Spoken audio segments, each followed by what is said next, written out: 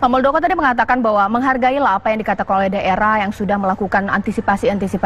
Tapi aturan yang di dalam PP tersebut boleh tidak daerah menutup tanpa koordinasi dengan pusat? Ada aturannya nanti ya. Akses jalan utama ya itu harus dijaga dengan baik. Berikutnya bagaimana terhadap kendaraan logistik ya, kendaraan pribadi atau jenazah dan seterusnya. Itu nanti ada kriteria-kriterianya. Enggak bukan ditutup blek begitu enggak. Tadi sudah bagus ya di Gorontalo bagus ya. Memang daerah-daerah saya pikir menghentikan mobilnya disemprot, orangnya diperiksa itu sebuah langkah yang sangat baik gitu ya. Sudah cukup bagus. Karena apa? Karena memang jangan sampai wilayah yang sudah bagus akhirnya menjadi satu orang masuk terus menjadi besar. Itu sebuah antisipasi yang baik, sangat patut kita hargai. Oke, ya, gitu. Selain memang memantau akses keluar masuk, sebenarnya boleh tidak daerah melakukan treatment seperti karantina wilayah atau mengawasi akses keluar masuk, padahal belum ada kasus di wilayah mereka? Oh, enggak. Nanti PSBB pun ada mekanismenya. Ya, mekanisme pemerintah daerah mengajukan kepada Menteri Kesehatan. Menteri Kesehatan nanti akan konsultasi dengan Satgas ya, gugus tugas COVID. Setelah itu baru Menteri Kesehatan memutuskan iya atau tidak. Nah, di situ dilihat dulu iya atau tidaknya itu apakah itu epidemiologis atau tidak. Apakah itu bersifat menyebar dengan luas atau tidak. Berikutnya efektivitas penanganannya seperti apa ya. Sumber daya yang ada bagaimana. Aspek-aspek sosial, ekonomi, dan seterusnya itu juga akan dipertimbangkan dengan baik. Oke, saya mau ke Pak RHP dulu, Pak Riki. Nah, sebagai kepala daerah pasti harus taat undang-undang dan juga PP. Nah, kalau misalnya tadi dijelaskan oleh Pak Muldoko bahwa harus ada dulu poin-poin yang terpenuhi, barulah kemudian daerah membatasi akses keluar masuk. Nah, ini bagaimana? Ya, terima kasih Pak Caca dan juga Pak Muldoko. Ya.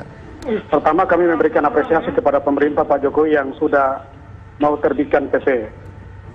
Kami di Papua mau tunggu selama berapa bulan dan berapa hari. Sedangkan kondisi kami di Papua, semua pelayanan harus dilakukan melalui transportasi udara. Dan kondisi kami hari ini di Papua, khusus di tanah Papua, itu yang positif sudah 12 orang. Yang dalam pengawasan 7.000 lebih. Sedangkan kami di daerah pegunungan Tengah itu satu yang dinyatakan hasil pemeriksaannya negatif 2 kali. Semua transportasi hanya melalui pesawat.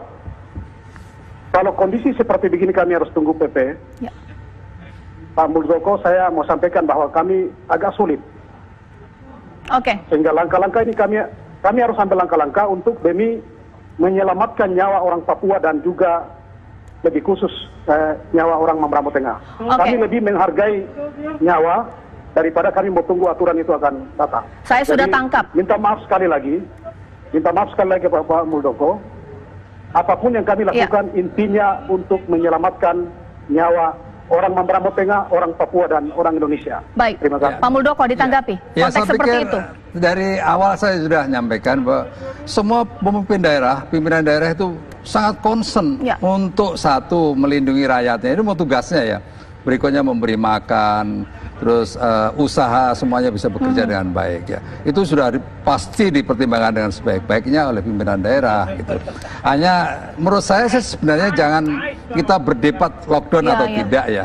Tapi yang kita lihat adalah bagaimana tanggung jawab seorang kepala daerah di dalam mengambil langkah-langkah preemptif, mengambil langkah-langkah mitigasi dan seterusnya sehingga semua yang dipikirkan itu jangan sampai terjadi. Nah, itu sebuah apa yang harus diapresiasi ya. Sekarang saya ke Toli-Toli. Toli-Toli bagaimana kemudian konteksnya di sini Pak Saleh? Kalau tadi di Mamberamo karena memang harus keluar masuk menggunakan transportasi udara, sudah banyak kasus di sana sehingga kemudian langkah untuk menutup akses keluar masuk yang dilakukan. Kalau Toli-Toli?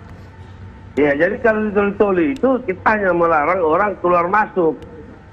Tapi sembako, semua LPG dan lain sebagainya itu kita tidak larang dia masuk. Cuma sopir tidak ada syarat.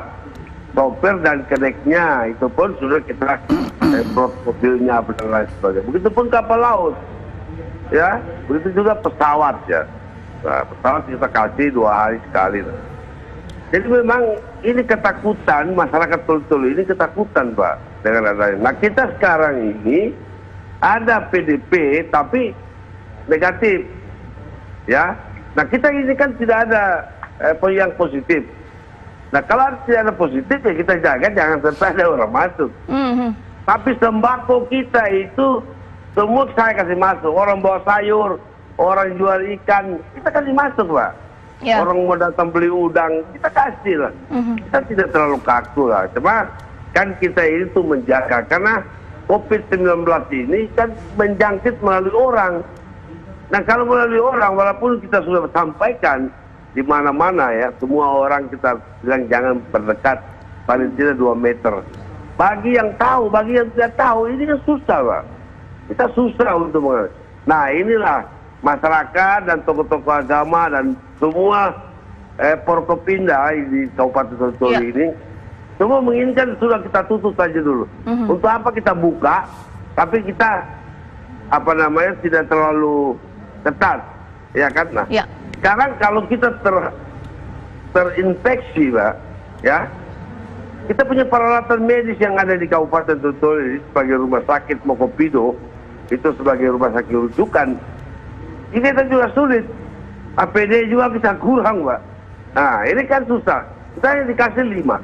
Sementara PDP yang kita periksa sudah 3, ternyata negatif semua. Kemarin malam itu dari Buol, Kabupaten Buol ada. Kita kasih masuk Pak. Karena kita rumah sakit rujukan, silakan masuk. Pak Bupatinya mau masuk, kita kasih masuk Pak. Ya kan. Kita tidak terlalu kaku Pak. Baik. Saya sudah memerintahkan ke petugas di 3 pintu ini dan kapal laut, ya, kamu harus mengerti, jangan terlalu kaku Pak. Yang penting orang masuk itu yang kita jaga Pak. Karena kita ini kan ada dari Gorontalo, ada dari Palu, dari Parigi Motong, iya kan. Nah, kemudian yang dari Makassar, semua datang. Saya bilang sementara ini 14 hari, ya. Orang saya bilang jangan dulu di orang masuk, ternyata tidak ada gejolak Pak. Orang datang itu cuma Facebook aja yang menggembor-gembor itu tertahan apa semua. Silakan Pak, semua saya kasih masuk. Baik. Yang bawa makanan. Dan perlu ingat, tunggu sebentar Pak, sembako kita saya sudah cek di perdagangan, beras kita itu surplus karena kita sekarang panen. Ada 14.000 hektar sawah kita.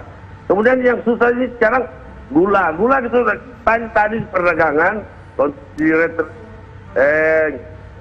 semua bisa sampai 1 bulan atau 2 bulan ya kan. Jadi kita tidak ada, semua aktivitas masyarakat ini di Toli-Toli ini berjalan seperti biasa Pak. Ada yang ke kebun, ya silakan. Ada yang ke memancing, nggak ada apa-apa ya kan. Saya minta mohon maaf, mungkin kita terlebih dahulu memblokir jalan, ya. Kita cuma larang orang masuk, itu aja. Tapi sembako apa dan lain sebagainya, saya persilakan. Kita awasi, ya kan. Baik Pak Saleh, ya. ditahan dulu. Nanti saya akan kembali berbicara dengan Pak Saleh, tapi terlebih dahulu saya ke Pak Gubernur. Pak Gubernur, Pak Zulkifli Mansyah, ini sebenarnya kalau untuk NTB, saya minta statementnya. Untuk PSBB akan mengajukan atau tidak? Mengingat di sana juga banyak daerah wisata, kekhawatiran juga semakin banyak menambah mereka-mereka yang kemudian positif COVID-19. Bagaimana? Kalau memang ada suara-suara di tempat kami untuk lockdown, karantina wilayah dan lain-lain, saya kira itu wajar. Karena dengan sosial media sekarang orang bisa berkomunikasi terbuka sekali. Jadi memang cemas, takut, sehingga takut sekali virus itu menyebar masif di tempat kami, sehingga keinginan untuk lockdown itu memang di mana-mana. Tapi kan kita harus tetap jernih, walaupun kita akhirnya tetap sangat selektif gitu mengawasi pelabuhan, mengawasi bandara kami, tapi kita juga harus mendengar juga bahwa NTB ini masih punya keterbatasan, alat-alat kesehatan, alat pelindung diri, dan lain sebagainya. Sehingga tidak mungkin menutup diri 100%. Tapi dalam prakteknya memang orang yang hadir di bandara dan pelabuhan itu sudah memang sangat berkurang dan sangat sedikit sekali. Lagi pula ada keinginan dari banyak orang tua di tempat kami untuk jangan sampai menutup bandara karena anak-anak kami pondok pesantrennya di Jawa sudah tutup. Oleh karena itu mereka ingin pulang ke sini, kalau tutup bandaranya sudah di sana tidak ada tempat hunian, di sini tidak diterima, kasihan sekali. Jangan sampai karena risau di daerah kami menyebabkan penyakit psikologis yang membuat mereka bisa kehilangan kewarasan juga nanti. Begitu juga dengan jumlah tenaga kerja yang berasal dari luar daerah. Nah, kalau sudah disuruh pulang dari negara tempat mereka bekerja, terus kita tidak terima di sini, nanti kacau lagi di sini. Lagi pula kami selalu mengedukasi masyarakat, memang ada yang positif, tapi dalam prakteknya yang positif ini semuanya hampir sudah sembuh semuanya. Oleh karena itu mudah-mudahan ini menjadi berita bagus untuk kita berdamai dengan virus ini, bahwa kita harus waspada, hati-hati di satu sisi, tapi juga kejernihan untuk tidak kalut, tidak kacau, tidak menakutkan itu juga perlu didistribusikan harapan ini pada banyak masyarakat yang lain. Dan sejauh ini alhamdulillah koordinasi dengan pemerintah pusat, terima kasih Pak Muldoko, Pak Mendagri, terima kasih juga pada Bupati kami, Wali Kota kami yang begitu dedikasinya luar biasa pada persoalan ini. Sehingga mudah-mudahan ini juga mengetes daya tahan kami, kesabaran kami luar biasa. Baik, terima kasih Pak Gubernur. Ada yang kami banggakan ya. Baik Pak Gubernur, terima kasih. Kita harapkan kemudian peraturan-peraturan apapun yang dilakukan untuk konteks NTB bisa efektif sehingga tidak menambah banyak daftar pasien positif di NTB. Tapi nanti saya akan masih berbincang dengan Bupati Toli-Toli, bahkan juga Membramo Tengah mengenai jadi. Kalau publik pun bertanya-tanya di sini Pak Muldoko, PP ini sifatnya bottom up sesuai dengan apa yang diketahui daerah atau top down. Sesaat lagi di Apa Kabar Indonesia Malam.